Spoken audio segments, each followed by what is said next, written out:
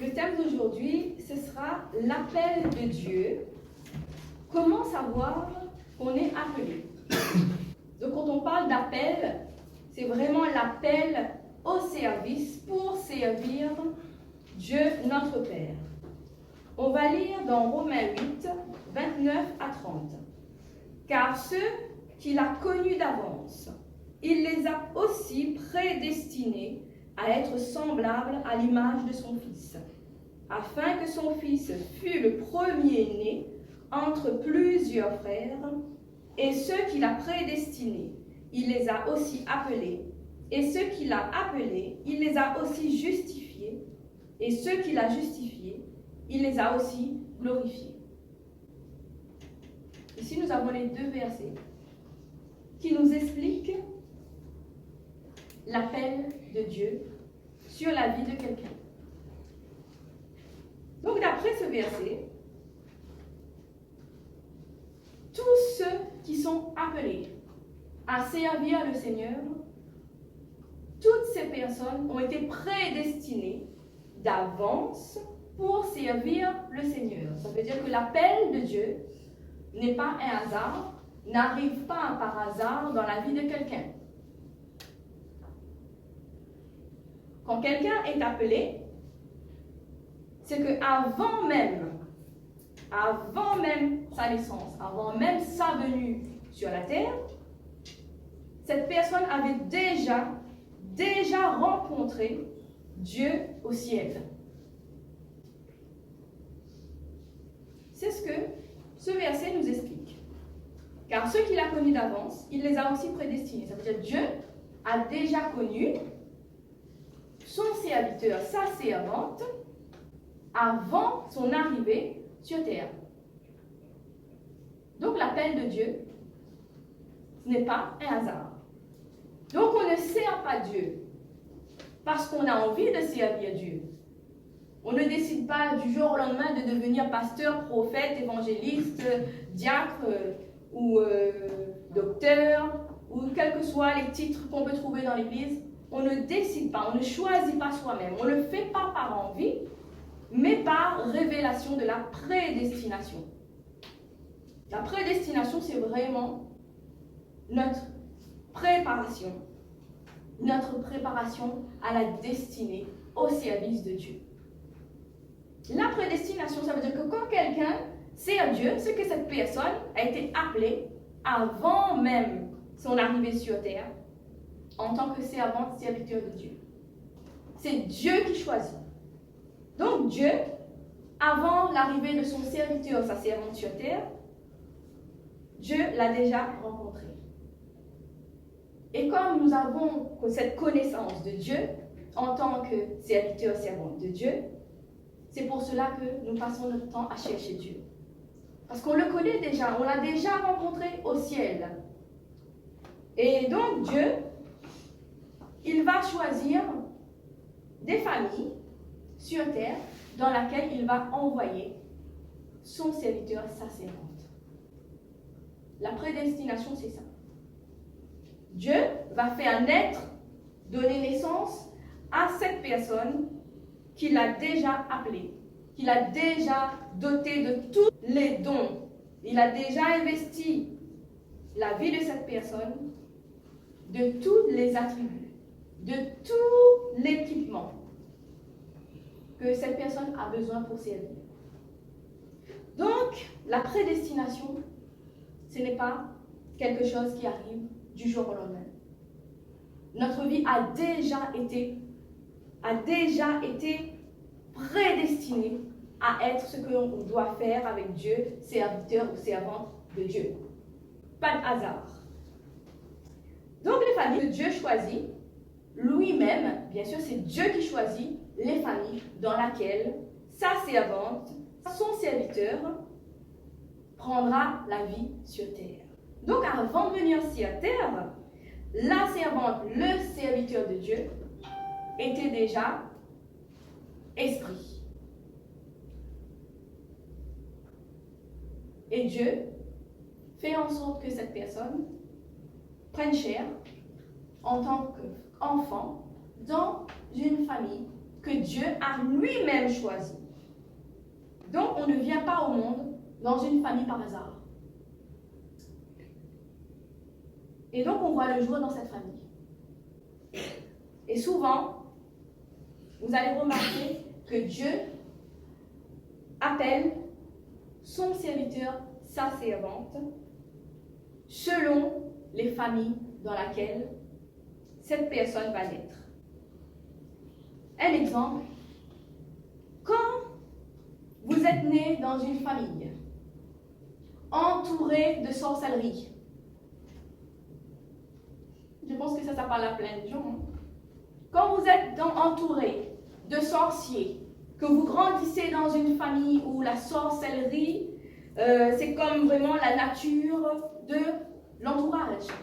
On ne vit que par la sorcellerie. Quand vous êtes entouré de gens comme ça, Dieu va faire en sorte que sa servante ou son serviteur sera aussi doté des dons surnaturels, spirituels, plus puissants encore que les sorciers. Parce que nous savons tous que les sorciers travaillent avec la puissance du diable.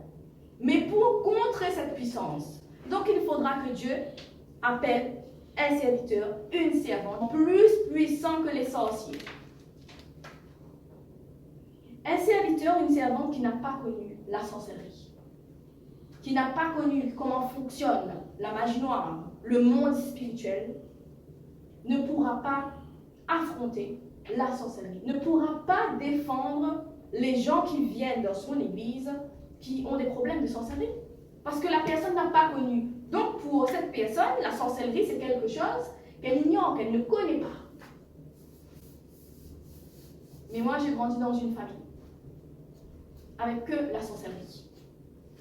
Et en plus, Dieu ne m'a pas raté, puisqu'il m'a fait rencontrer aussi mon mari qui est né dans une famille où il n'y avait que la sorcellerie. Donc tous les deux ensemble, on s'est mariés et on a eu toutes les familles de gauche, de droite, avec la sorcellerie. Donc quand on grandit dans une telle famille, quand on grandit dans une telle atmosphère, on ne peut que comprendre la sorcellerie. Donc les personnes qui ont des problèmes de sorcellerie, on pourra les comprendre, on pourra les aider. Si aujourd'hui quelqu'un me dit que sa grand-mère vole, je vais dire oui, c'est possible. Que le soir, son père lit des livres, disparaît, revient le matin, je vais dire oui, c'est possible.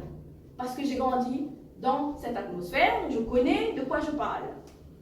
On a grandi dans des familles où il y avait dans notre entourage des personnes qui lisaient des livres de magie noire. Et à travers ces livres de magie noire, ces personnes étaient capables de faire des choses surnaturelles, mais bien sûr diaboliques, de faire beaucoup de mal aux gens. Alors quand on est dans une telle atmosphère, on ne peut que comprendre ceux qui sont dans ces mêmes problèmes, où les gens se bagarrent. Leur nature, c'est la sorcellerie. Sorcier contre sorcier, esprit contre esprit. Tout autour de moi, j'ai vu que ça. Et aujourd'hui, je l'affirme haut et fort. Au nom de l'Éternel, je servirai l'Éternel de tout mon cœur jusqu'à mon dernier souffle. Et toutes les personnes que Dieu enverra dans mon ministère qui ont des problèmes de sorcellerie, je les délivrerai au nom de Jésus. Aujourd'hui, ce sera esprit de Dieu contre esprit de Satan. Et nous savons que nous aurons toujours la victoire parce que nous sommes avec l'esprit de Dieu. La prédestination, l'appel de Dieu dans la vie de quelqu'un, ce n'est pas un hasard. Dieu nous prépare. Dieu nous prépare dès notre enfance à entrer dans cet appel, mais nous, on ne connaît pas. On ne connaît pas. On voit seulement qu'on reçoit des coups à droite, à gauche. Mais on ne sait pas pourquoi. On connaît des épreuves, des situations difficiles, terribles, que l'homme sur terre ne connaît pas. Parce que Dieu nous prépare à justement à recevoir le peuple qui va nous envoyer pour que nous aussi, on puisse, par notre expérience, aussi délivrer ceux qui ont été aussi dans la même situation que nous. Quelqu'un qui n'a jamais connu la sorcellerie, Il ne comprendra jamais quelqu'un qui viendra vers lui, même s'il est pasteur. Quelqu'un vient le voir pour lui dire oui, que le soir il y a des choses bizarres qui se passent dans ma maison. J'entends des voix, je vois des choses bizarres. Le pasteur, il va dire, ben, ça n'existe pas, tu es en Christ. Ça n'existe pas, ces choses-là. Parce qu'il n'a pas connu ça. Mais Dieu va faire en sorte que dans chaque famille, il va faire naître son serviteur, sa servante, selon les besoins du lieu. Donc, tous les problèmes que les serviteurs de Dieu, les servantes de Dieu ont connus dans leur vie, c'est pour la gloire de Dieu, c'est pour le service de Dieu. Mais Dieu ne le dit pas à l'avance. Il vous dit seulement après d'avoir répondu l'appel. Et là, vous comprenez pourquoi votre vie était un chaos, pourquoi vous avez connu ça, pourquoi vous étiez dans telle famille. Mais maintenant, vous allez le comprendre parce que Dieu vous appelle au service. Et Dieu nous dit dans sa parole qu'il a prédestiné ceux qu'il appelle à être à l'image de Jésus-Christ.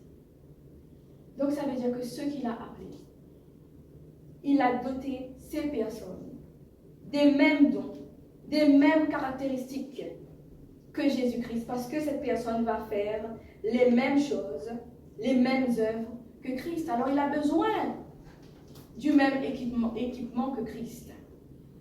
On va lire dans Éphésiens 1, verset 5.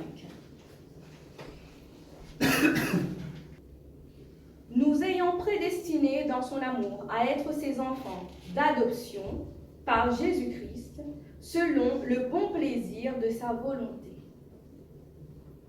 Dans ce verset, Dieu nous dit qu'il nous a prédestinés, il nous a choisis déjà pour être ses enfants d'adoption à travers Jésus-Christ. Donc quand on accepte Jésus-Christ comme son Seigneur, son Sauveur, ce n'est pas un hasard.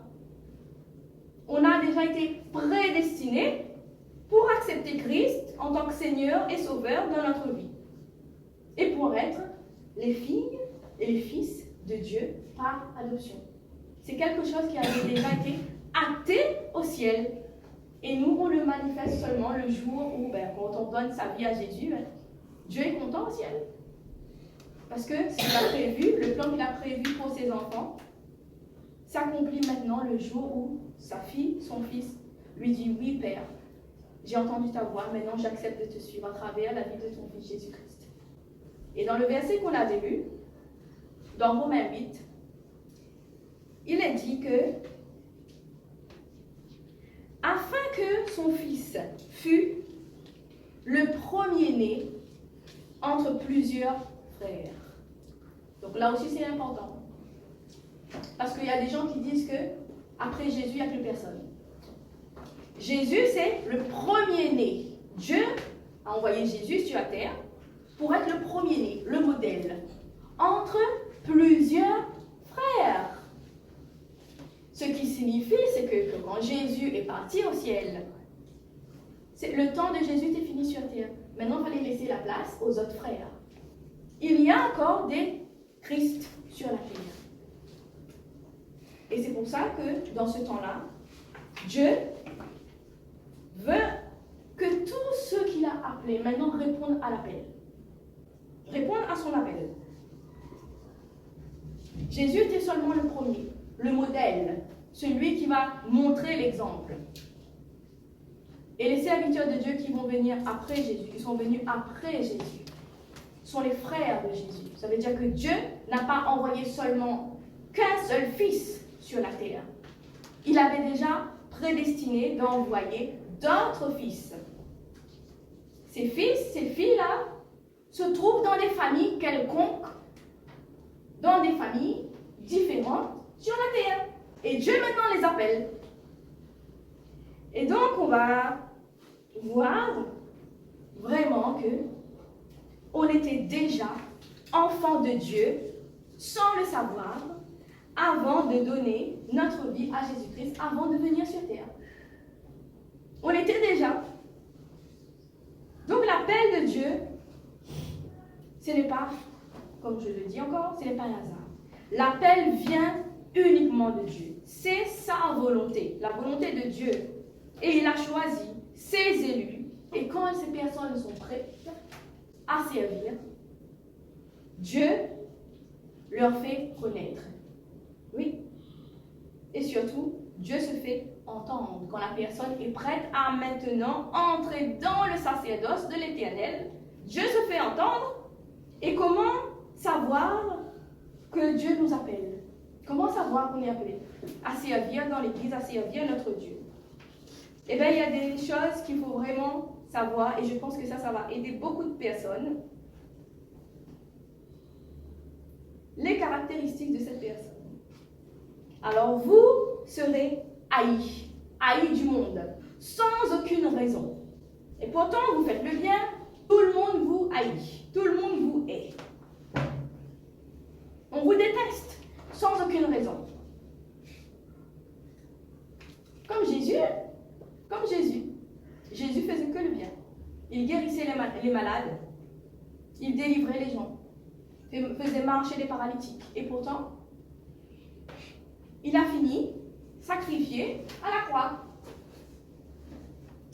Vous serez rejetés des hommes. Partout où vous allez, vous serez rejetés des hommes. Comme Jésus, il a été rejeté.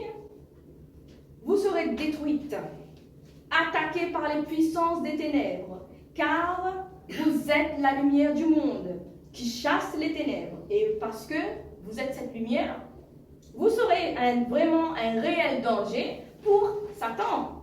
Alors il a peur de vous. Satan a déjà peur de vous, même à la naissance, même depuis votre naissance, même dans le ventre de votre maman.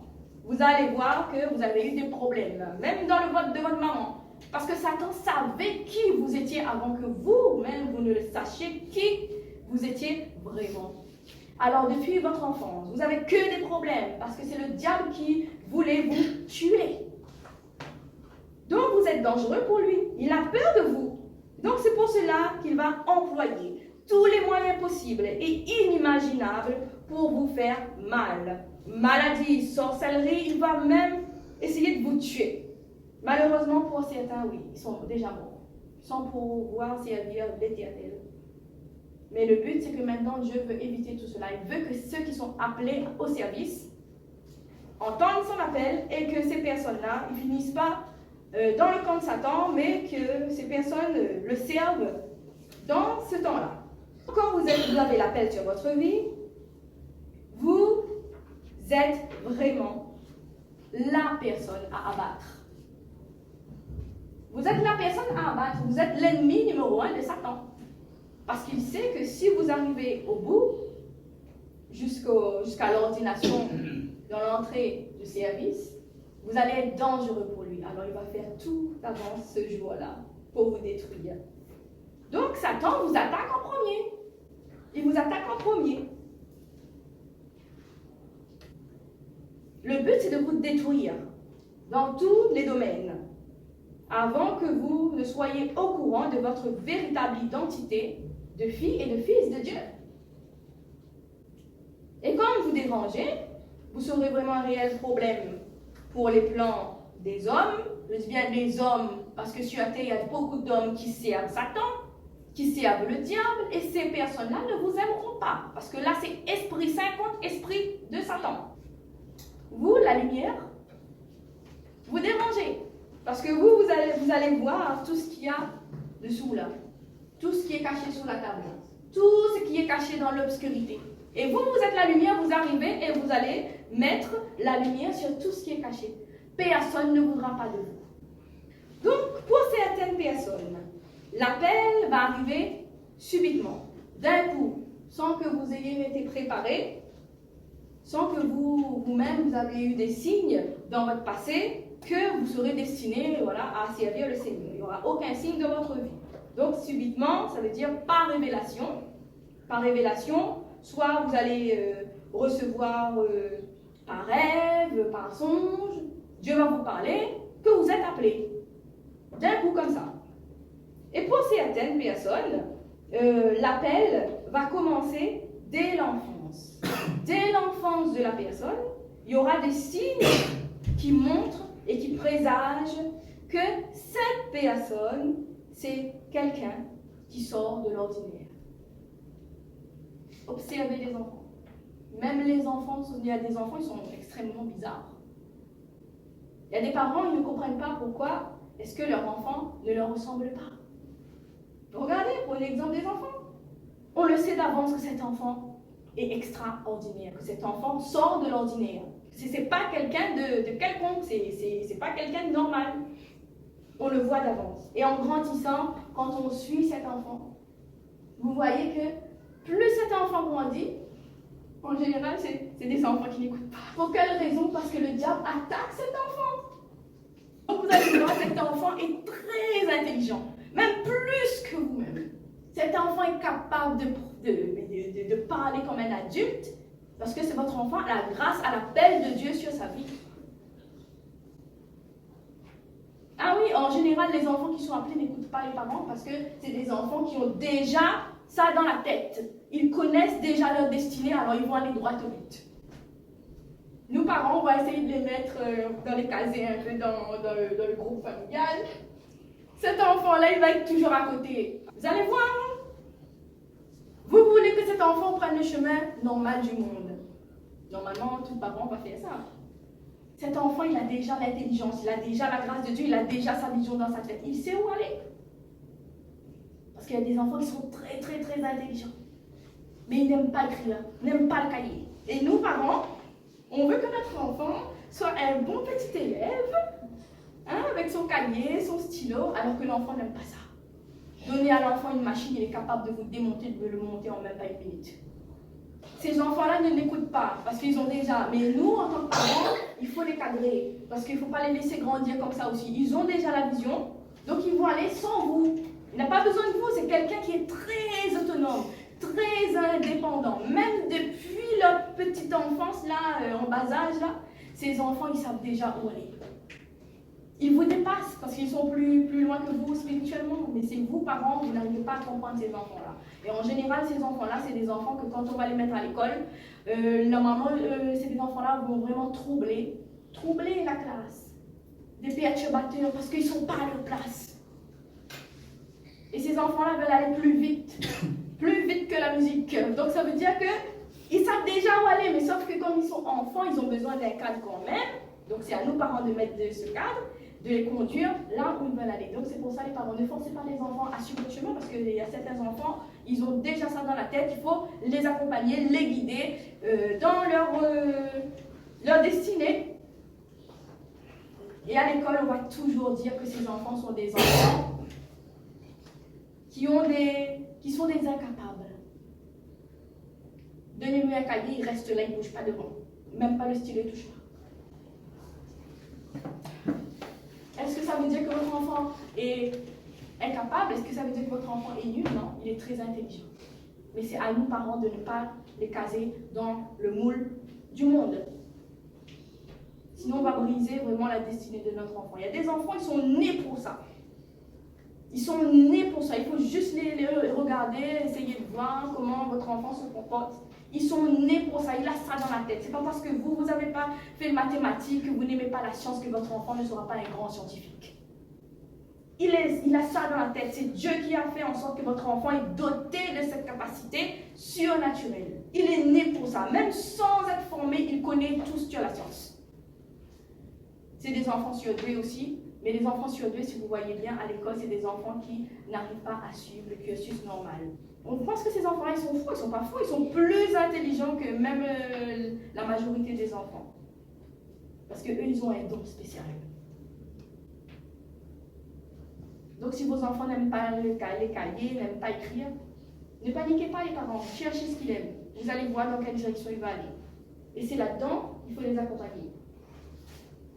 Donc, l'appel au service de Dieu, ça passe par là aussi. Cela veut dire tout simplement que Dieu a donné à cette personne le service pour Dieu. Et servir Dieu, ce n'est pas seulement dans l'église. C'est aussi dans le monde. Avec les professions qu'on aura. On est fait pourquoi, nous, sur la terre? On vit pourquoi? Pourquoi est-ce qu'on est sur la terre?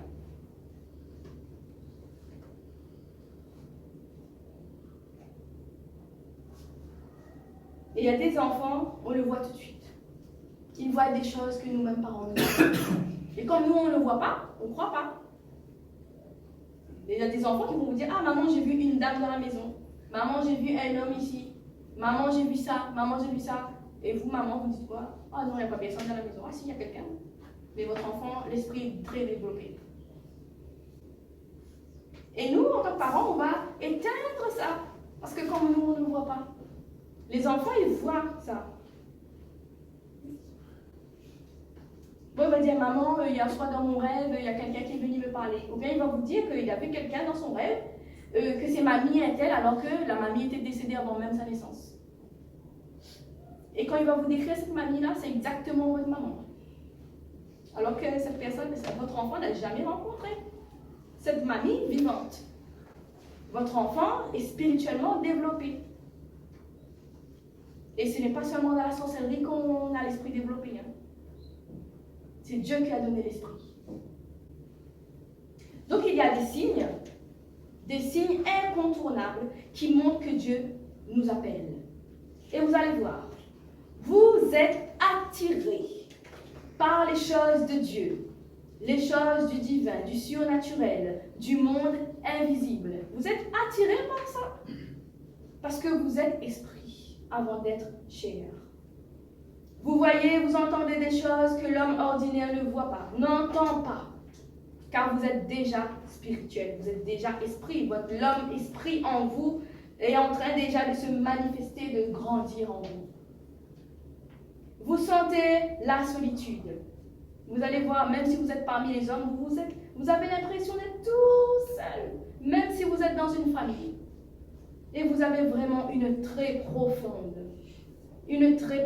solitude. Vous sentez cette solitude, vous vous pesez comme un grand vide. C'est la solitude de Jésus que vous sentez. Et Dieu, dans son grand amour, il vous fait sentir, il vous fait aussi expérimenter la solitude de Dieu, de Jésus. Quand Jésus était seul, Jésus guérissait beaucoup de foules, délivrait des foules. Mais après ça, Jésus se retirait tout seul. Et Jésus, sa souffrance était la solitude. Et le prix à payer pour le service de Dieu, c'est la solitude. Vous serez toujours seul. Vous pouvez être parmi beaucoup de personnes. Vous n'aurez pas beaucoup d'amis. Parce que vous êtes différents. C'est votre nature, la solitude, pour justement amener le peuple de Dieu là où Dieu veut que vous ameniez le peuple de Dieu. Vous avez toujours l'impression d'être comme un étranger sur cette terre. Vous êtes incompris des autres. Les autres ne vous comprennent pas. Vous ne trouvez pas votre place sur la terre. Vous regardez les autres s'épanouir. Et plus vous regardez les autres, plus vous voyez que vous êtes différents. Vous avez l'impression que vous n'êtes pas d'ici, mais que vous êtes d'ailleurs. Et on le ressent très fortement. Qu'on n'est pas de la terre, mais qu'on est d'ailleurs. Vous cherchez Dieu partout. Et vous saurez le jour où vous rencontrerez Dieu. Tant que vous ne l'avez pas trouvé, vous allez le chercher. Car au fond de vous, vous savez que Dieu est votre Père et que c'est vers lui que vous aurez la paix. Et vous, surtout quand quelqu'un est appelé, cette personne va toujours se poser cette question. Pourquoi je suis né? Pourquoi je suis né? Puisque vous ne trouvez pas votre place sur la terre. Donc la personne va toujours se poser cette question. Pourquoi je suis né? Qu'est-ce que je fais sur cette terre? Vous n'arrivez pas à vous adapter dans ce temps-là, dans ce monde-là. Parce que ce n'est pas votre monde, ce n'est pas votre monde. Vous êtes venu du ciel, dans le corps, en chair et en os, d'un homme, d'une femme sur terre. Mais la terre n'est pas votre demeure. Vous êtes du ciel. Et c'est pour ça qu'à travers vous, quand vous allez servir le Seigneur, vous allez ramener les choses du royaume de Dieu, du ciel, sur la terre pour bénir le peuple de Dieu. Donc, vous avez toujours envie de mourir. En général, les personnes qui sont appelées sont souvent des personnes qui ont vraiment envie de mourir. Ces personnes-là ont très envie de mettre fin à leur vie. Parce qu'ils ne trouvent aucun sens à leur vie sur cette terre. Malheureusement, il y a beaucoup qui vont jusqu'au bout. Donc, meurent avant leur destinée. Et vous allez voir, des fois, vous allez essayer de vous suicider. Vous allez passer par des épreuves terribles. Mais quand vous allez regarder autour de vous, il y a les mêmes personnes qui passent dans les mêmes épreuves. Et vous restez toujours vivant. Même la mort ne veut pas de vous. Vous allez essayer de vous suicider, hein? Mais vous ne mourrez pas, parce que ce n'est pas votre temps. Et Dieu va faire en sorte que vous allez rester vivant jusqu'au jour où vous allez dire « Oui, Seigneur, j'ai compris. Je ne suis pas de ce monde.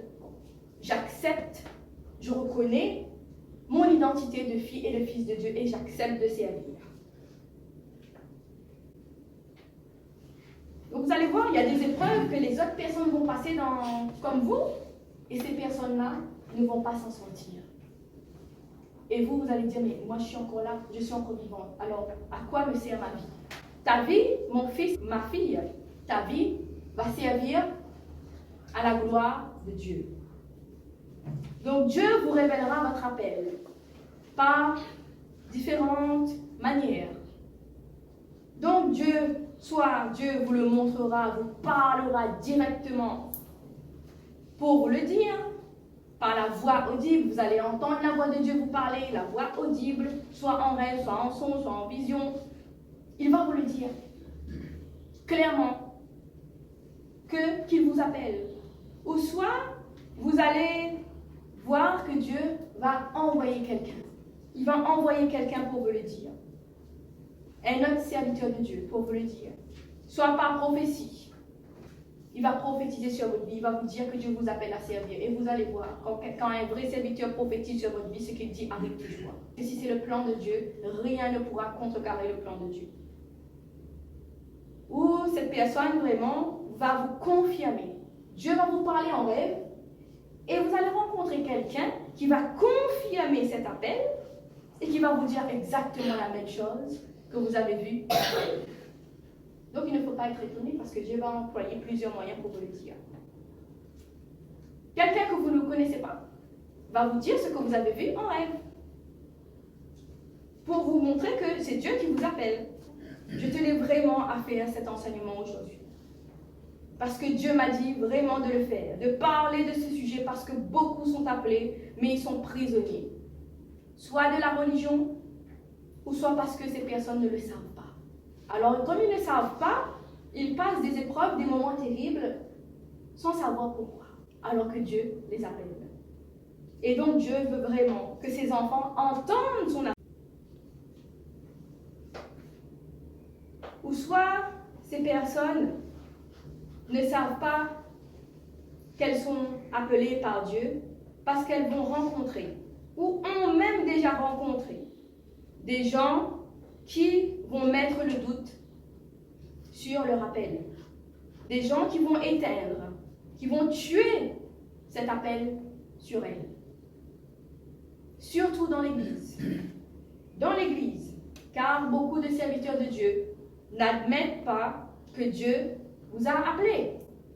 Pourquoi? Parce que déjà, physiquement, vous ne passez pas. Ah oui, il y a encore le choix dans l'Église.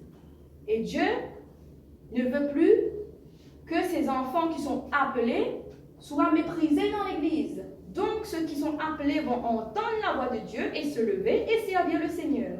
Ou des fois, dans l'Église, il y a certaines personnes, serviteurs, servantes de Dieu, qui ne veulent pas reconnaître votre appel parce que vous n'êtes pas proche. Vous n'êtes pas si proche. Il y a certains serviteurs, servantes de Dieu qui vont donner des places à des personnes qui ne sont pas appelées. Tout simplement parce qu'ils reçoivent des faveurs de cette personne. Alors que vous êtes appelé, vous êtes dans cette église, mais le pasteur ne vous voit pas. Le serviteur, la servante de Dieu ne vous voit pas parce que il ne reçoit aucune faveur de vous.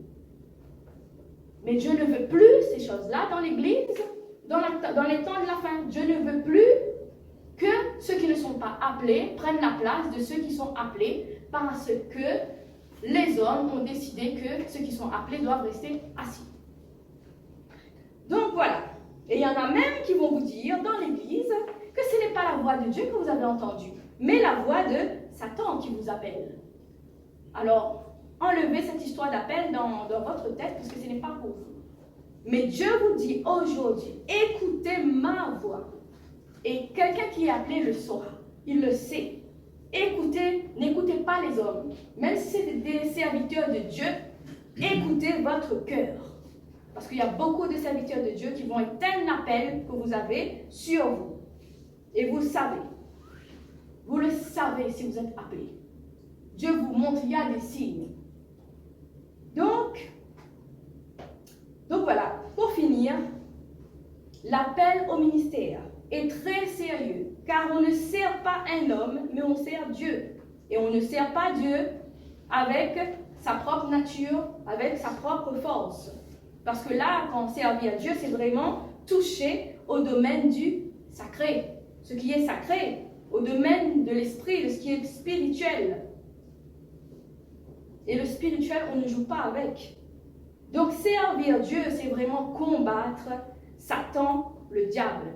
Et on ne combat pas Satan, le diable, par la chair, mais par la puissance de Dieu.